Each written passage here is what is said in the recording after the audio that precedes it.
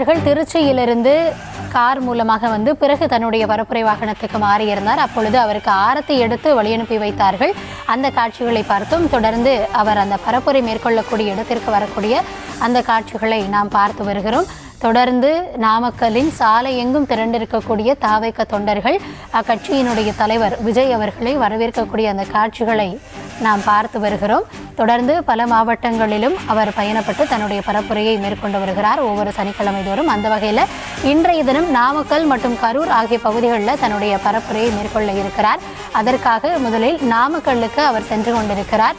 அவர் செல்லக்கூடிய வழி முழுவதும் தொண்டர்களின் தலையாக காட்சியளிக்கிறது. அவர் தன்னுடைய பரப்புரை வாகனத்தில் பயணம் மேற்கொண்டு வருகிறார்.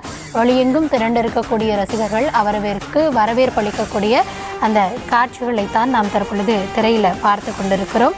தொடர்ந்து 2 சக்கர வாகனங்களிலும் 4 சக்கர வாகனங்களிலும் தொண்டர்கள் அவரை பின்தொடர்ந்து வந்த வண்ணம் இருக்கிறார்கள்.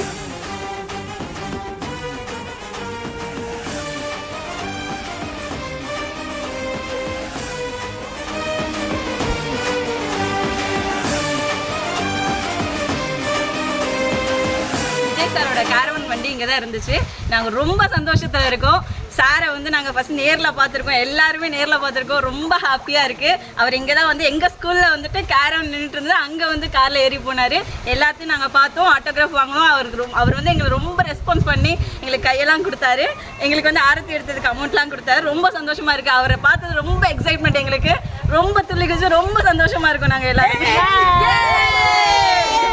கேம்பிரிட்ஜ் மெட்ரிகுலேஷன் ஸ்கூலில் விஜய் சாரோட கேரவல் இருந்துச்சு.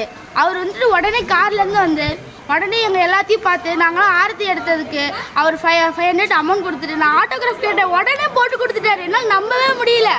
உடனே போட்டு கொடுத்துட்டாரு. அவரை வந்து ரொம்ப மிஸ் பண்ணுறேன். அவர் ஃபஸ்ட்டு பார்த்ததுல எனக்கு ரொம்ப மகிழ்ச்சி.